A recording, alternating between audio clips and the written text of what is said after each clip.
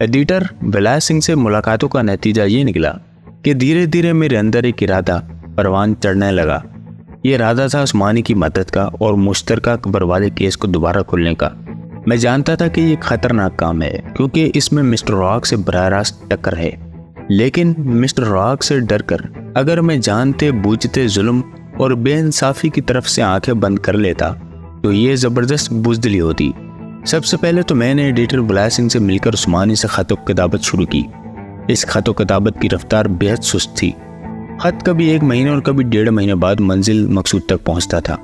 इस खत व किताबत के जरिए मैंने ना सिर्फ उस्मानी के मुकम्मल हालात मालूम किए बल्कि ये जानने की भी कोशिश की कि वो इज्तिमाई कब्र जो उस्मानी ने अमृतसर के नवाही इलाके में देखी थी कैसे तलाश की जा सकती है। उस्मानी के जहन से खुद वो जगह निकल चुकी थी, वो हमें क्या बताता। बहरहाल इसने अपनी यादाश्त के जोर पर चंद नक्शे बनाकर हमें भेजे। मैंने इन नक्शों और दीगर मालूमात की मदद से खोज लगवाने की कोशिश की मगर नाकामी हुई। इन्हीं दिनों एक खूबसूरत इत्तेफाक ये हुआ कि मुझे अमृतसर से एक बहुत अहम सियासी कैदी को लेकर जमशेदपुर जाना पड़ा। जमशेदपुर का शहर कोलकाता से सिर्फ 200 मील के फासले पर है। जमशेदपुर में कैदी को मकामी हकाम के हवाले करने के बाद मैं फारिग ही फारिग था। कोलकाता देखने की ख्वाहिश मेरे दिल में बहुत अरसे से मौजूद थी। अब ये कैसे हो सकता था कि मैं कोलकाता से इस कदर नज़दीक आने के बाद मैंने जमशेदपुर के एक सब इंस्पेक्टर विश्वनाथ को साथ लिया और बजरिया ट्रेन कोलकाता रवाना हो गया। कोलकाता ज़माने में एक वसी और रीस शहर था जिधर निगाह उठाओ इमारतें, सड़कें और बाजार नजर आते थे। फैशनेबल बंगाली औरतें साड़ियाँ पहने हर जगह पूले मटकाती फिरती थी। मर्दों के सरों पर बड़े बड़े पगड़े नजर आते थे। इनकी धोतियाँ भी अजीब तर्ज की थी। कोलकाता में हर जगह इंसानों का हजूम नजर आया। यूँ लगता था पूरा हिंदुस्तान इस शहर में सिमट आया है। एक हफ्ते के लिए मैंने खुद को हर किस्म के गमो फिक्र से आज़ाद कर लिया और इस अजनबी शहर में एक मनमौजी सियाह की तरह घूमने फिरने लगा। विश्वनाथ हर जगह मेरे साथ था। वो बंगाली था लेकिन ठीक ठाक उर्दू बोल लेता था। आम पुलिस वालों के बरक्स वो हंसमुख और बातूनी शख्स था। इसकी जुबानी मुझे काला पानी यानी जज़ायर अंडमान के बारे में चंद अहम मालूमात हासिल हुई। पहली तो ये कि जज़ायर अंडमान कोलकाता के साहिल से जनूब की तरफ तकरीबन 600 मील के फासले पर वाक़या है और जहाज़ या बड़ी मोटर बोट के जरिए ये सफ़र तकरीबन 4 रोज़ में तय किया जा सकता है। दूसरी बात जो विश्वनाथ ने बताई वो ये थी कि इन जज़ायर पर जाना ज़्यादा मुश्किल नहीं है। हुकूमत अक्सर लोगों को ऐसे इजाज़तनामे जारी करती रहती है जिनकी मदद से वो अपने किसी कैदी से मिलने जज़ायर जा सकते हैं। इसके अलावा बाज़ लोग सरकारी एहलकारों को कुछ दे दिलाकर भी बतौर मुलाजिम जहाज़ पर सवार हो जाते हैं और जज़ायर का चक्कर लगा कर आते हैं। विश्वनाथ ने बताया कि एक मोटर बोट का इंचार्ज अब्दुल्ला नुसेरी इसका पुराना वाकिफ़ है। ये शख्स कई अफराद को अपने अमले में भर्ती करके अंडमान की सैर करा चुका है। विश्वनाथ की बातें सुनकर मेरे अंदर बहुत गहराई में सोया हुआ कोई जज्बा बेदार होने लगा। मेरा दिल चाहा कि अगर अंडमान की सैर मुमकिन है तो फिर इस मौके को हाथ से खोना नहीं चाहिए। मैंने कोलकाता से अपने अफसरान को बजरिया डाक इतला दे दी कि मुझे एक ज़रूरी काम से कुछ दिन कोलकाता में रुकना पड़ रहा है। हो सकता है कि मेरी वापसी में 4-5 हफ्ते लग जाएं। मज़ीद तसल्ली के लिए मैंने 2 रोज़ बाद होशियारपुर में टेलीफोन भी कर दिया। बहुत अरसे से मैंने कोई छुट्टी नहीं ली थी, लिहाजा बहुत सी छुट्टियाँ जमा हो चुकी थी। मैंने कोलकाता ही से छुट्टी की एक दरख्वास्त टाइप करवाई।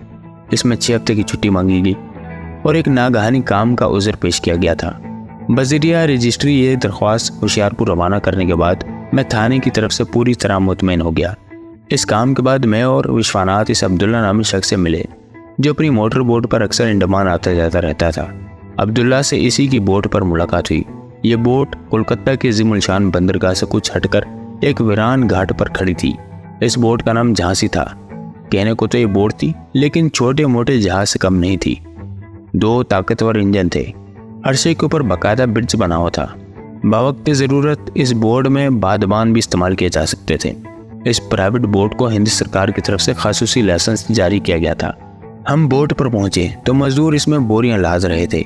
मालूम हुआ कि इन बोरियों में गेहूं और चने हैं जो जज़ायर अंडमान ले जाया जाएगा। जैसा कि बाद में मालूम हुआ ये ज़रूरी इजनास वहाँ पैदा नहीं होती थी और अंग्रेज़ हुकूमत ये अशिया कोलकाता से वहाँ पहुँचाती थी। बोट के एक नीम तारीख केबिन में अब्दुल्ला से मेरी मुलाकात हुई।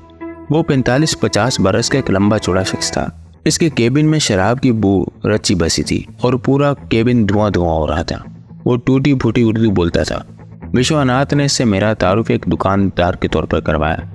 और बताया कि पंजाब के शहर होशियारपुर में कपड़े का कारोबार करता हूँ। इसने अब्दुल्ला नसीरी से कहा, रियाज उस्मानी इसका गहरा दोस्त है और पिछले 5 साल से जजीरा बुद्दू में सजा भुगत रहा है। इसने उस्मानी से मुलाकात के लिए बहुत कोशिशें की हैं, कई बार जेल हकाम को दरख्वास्तें दी हैं, लेकिन कोई सिफारिश नहीं चली। अब इसका आखिरी सहारा तुम हो, हम बहुत उम्मीदें लेकर तुम्हारे पास आए हैं। नसीरी ने अपनी घनी भूंछ उठाई और बड़ी गहरी नजरों से मेरी तरफ देखने लगा। इसका अंदाज घाघ थानेदारों जैसा था। मैंने अपने तासुरात को मुकम्मल तौर पर काबू में रखा। वो सिगरेट का गहरा कश लेकर बोला, कितना खर्च कर सकते हैं? मैंने कहा, मेरे पास 3000 रुपया है, बस मैं इतने पैसे अपने पास रखना चाहता हूँ कि वापसी पर कोलकाता से होशियारपुर पहुँच जाऊँ, बाकी सब तुम ले लो। गालिबन इसे मेरी बात पसंद आई थी। वो कुछ देर बहुत गहरी नजरों से मेरी तरफ देख रहा था, फिर हाथ आगे बढ़ाते हुए बोला, लाओ पैसे। मुझे अच्छी तरह याद है, वो जुलाई की 10 तारीख थी। सुबह के 8 बजे मोटर बोट झांसी कोलकाता से रवाना हुई। मैं इस बोट में बतूर लोडर भर्ती था। मेरी वर्दी नीली कमीज और जर्द पतलून पर मुश्तमिल थी। कमीज की पुष्ट पर मेरा नंबर 18 लिखा हुआ था। मेरे अलावा बोट पर अमले के 20 अरकान और भी मौजूद थे। अब्दुल्ला इन सबका बॉस था और अब्दुल्ला के पास एक लड़की भी थी। वो कहने को तो अब्दुल्ला की महबूबा थी, लेकिन इस पर किसी मालकिन की तरह हुक्म चलाती थी। अब्दुल्ला भी इसकी तमाम खुरमस्तियां बड़ी खंदा पशानी से बर्दाश्त करता था। इसकी उम्र बामुश्किल 20 साल रही होगी। चस्त पतलून और बुशर्ट पहनती थी। बुशर्ट के बाजू बहुत मुख्तसर और गिरबान बहुत वसी था। पतलून तो जैसे जिस्म के साथ सिली हुई थी। इसका नाम भी इसकी तरह अजीब था। अब्दुल्ला इसको शीला कहकर पुकारता था, जबकि बोर्ड का बाकी अमला बड़े एहतराम से इसे मैडम कहता था। लेकिन ये एहतराम सिर्फ दिखावे का था, वरना बोर्ड का सारा अमला इस मैडम का आशिक था और उसे देख देख कर ठंडी आंखें भरता था। ये मेरे लिए पहला तजर्बा था कि मैं समुद्री सफ़र कर रहा था। हिंदुस्तान से बाहर जाने में भी ये मेरा पहला मौका था। बहुत अजीब लग रहा था ये नया तजर्बा। मैंने अपनी सर्विस के 15 साल मशरक़ी पंजाब के देहाती इलाकों में कातिलों, चोरों और रसागीरों को पकड़ते गुजारा था। आज मैं समंदर की लहरों पर सवार था और एक गुमनाम जजीरे की तरफ जा रहा था। बहरहाल मेरा ये सफ़र भी सैर व सियाहत के लिए नहीं, ड्यूटी की खातिर था। हमारा रुख श्रीलंका सेलून की तरफ था, लेकिन हमें श्रीलंका नहीं जाना था, बल्कि इसके करीब से गुजरते पोर्ट बलीर नामी मकाम पर पहुंचना था। 4 रोज के बहरी सफर के दौरान कई दिलचस्प वाक़यात पेश है, जिनका जिक्र यहाँ गैर जरूरी है। बहरहाल एक वाक़या जरूर बयान करता हूँ। जैसा कि मैंने बताया है, अब्दुल्ला नुसैरी की महबूबा कोशिला बड़ी शहरी लड़की थी। वो सरे शाम बहुत मुख्तसर लिबास पहनकर बोट के अर्शे पर चढ़ाती और वहाँ चटाई पर आड़ी तिरछी होकर लेट जाती। इसके पास एक बैटरी से चलने वाला रेडियो था। रेडियो सुनती रहती या फिर दूरबीन से इर्द गिर्द का नज़ारा करती रहती, लेकिन अर्शे पर आने से इसका मकसद बोट के अमले को अपनी अदाएं दिखाना होता था। नौजवान चोर नज़रों से इसको देखते और ठंडी आंखें भरते। कभी कभी वो किसी चोर नज़रों को पकड़ भी लेती। ऐसे में वो चीख कर कहती, क्या देख रहा है मुर, तेरी आंख में गर्म सिलाई फरवा दूंगी, बेशरम बेहया कहीं का। सारा अमला जानता था कि ये चीखो पुकार सिर्फ अब्दुल्ला को सुनाने के लिए है और इसे ये जिताने के लिए है कि वो बड़ी पटाखा लड़की है और अब्दुल्ला का सारा अमला इसका दीवाना है। अर्शे पर आराम करने के दौरान कोशिला सिगरेट से भी शुगल करती रहती थी।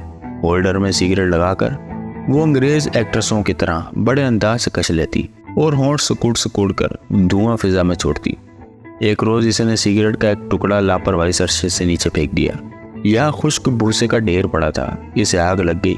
मैं इस वक्त बोर्ड के गोदाम में था। हम गेहूं की फटी हुई बोरियां मुरम्मत कर रहे थे। अचानक मैंने अर्शे की जानिब सुर्ख रोशनी देखी।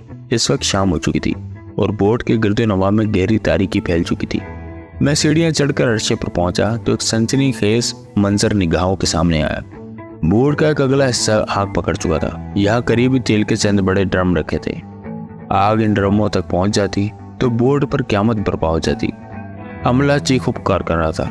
कुछ लोग आग बुझाने की कोशिशों में मसरूफ थे और कुछ दूर खड़े तमाशा देख रहे थे। इतनी हिम्मत किसी में नहीं थी कि आग में गिरे हुए ड्रमों तक पहुंचता और इन्हें वहां से हटाने की कोशिश करता। इस वक्त मैंने अब्दुल्ला को देखा। वो अर्शे पर भागता हुआ आया और बड़ी दलेरी से जगह कूद गया जहाँ ड्रम रखे हुए थे। इसने जोर लगाकर एक ड्रम को फर्श पर गिराया और धक्का देकर दूर लड़का दिया। फिर वो दूसरे ड्रम की तरफ बढ़ा। ये ड्रम काफी बड़ा और वजनी था। अब्दुल्ला के लिए इसे जमीन पर गिराना मुश्किल हो रहा था। अमला हक्का बक्का खड़ा था और किसी में इतनी जरूरत नहीं थी कि अब्दुल्ला की मदद करने के लिए आगे बढ़ता। मुझे अंदाजा हुआ कि अगर अब्दुल्ला का हाथ ना बढ़ाया तो सबकी जिंदगी खतरे में पड़ जाएंगी। मैंने एक तरपाल अपने गिर्द लपेटी और भागकर आग में से गुजर गया। अब्दुल्ला के साथ मिलकर मैंने तेल के बाकी ड्रम नीचे गिराए और इन्हें लुढ़काकर आग के मकाम से दूर हटा दिया। तेल के ड्रम मौके से हट गए तो आग बुझाने वालों के हौसले भी बुलंद हो गए और वो ज्यादा नजदीक आकर आग पर पानी फेंकने लगे। कुछ देर बाद आग बुझ गई। सब लोग हाफ से कांपते हुए अर्शे पर बैठ गए। मैं हैरान था कि आग कैसे लगी।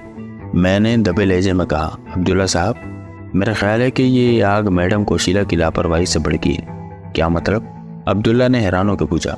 मैंने कहा, मैडम शाम से कुछ देर पहले तक अर्शे पर लेटी हुई थी। उन्होंने 2-3 सिगरेट भी पिए थे। मेरा ख्याल है सिगरेट का कोई अद्भुत चला टुकड़ा उन्होंने अर्शे से नीचे भूसे की देर पर फेंक दिया। यकायकी अब्दुल्ला नुसेरी के चेहरे पर तैश के आसार नमूदार हुए। मेरी बात इसके दिल को लगी थी। इसने जोर से अपने जबड़े भींचे और दिन तनाता हुआ ब्रिज की तरफ चला गया। कोशिला भी ब्रिज में थी। थोड़ी देर बाद मैं अब्दुल्ला की गरजने बरसने की आवाज़ें सुन रहा था। वो बंगाली में बोल रहा था, लिहाजा अल्फाज मेरी समझ में नहीं आ रहे थे, लेकिन इतना पता ज़रूर चल रहा था कि वो कोशिला को बुरा भला कह रहा है। बोट का सारा अमला हैरत जता नजर आ रहा था। गालिबन उन्होंने इससे पहले अब्दुल्ला को कभी कोशिला पर बिगड़ते नहीं देखा था। इस वाक़ये के बाद हम करीबन 48 घंटे बोट पर रहे। कोशिला ने जब भी मुझे देखा कहरनाक नजरों से देखा। इसे किसी न किसी की जुबानी मालूम हो चुका था कि अब्दुल्ला के साथ इसकी लड़ाई का सबब मैं हूँ। यानी मैंने ही अब्दुल्ला को बताया था कि आग मैडम की लापरवाही की सबब लगी है। कोलकाता से रवाना होने के ठीक 5 रोज बाद हम अंडमान पहुंच गए। हमारी बोट पोर्ट ब्लेयर में रुकी। यहाँ और भी कई छोटे बड़े जहाज और कश्तियाँ मौजूद थी। अंग्रेज फौज के बवर्दी सिपाही और फौज के लोग जगह जगह नजर आ रहे थे। लोग खुले बंदों में घूम रहे थे। कहीं खरीद फरोख्त हो रही थी, कहीं कश्तियों पर सामान चढ़ाया और उतारा जा रहा था। बाजार खुले थे। मर्द जन बच्चे बूढ़े रोजमर्रा के कामों में मसरूफ थे। बंदरगाह पर उतरते ही मेरे कानों में मौसीकी की आवाज़ पड़ी। कहीं पास ही ढोल बज रहे थे। गालिबन कोई मजहबी रस्म अदा की जा रही थी। यह काला पानी इस हैबतनाक जगह से भी मुख्तलिफ था, जिसका तस्वुर बरसों से मेरे जहन में मौजूद था। मेरा ख्याल था कि किसी छोटे से अलग थलग जजीरे के इर्द गिर्द कोई बुलंद व बाला फसील होगी। फसील पर मुसल्लह सिपाही चौकी से पहरा देते होंगे।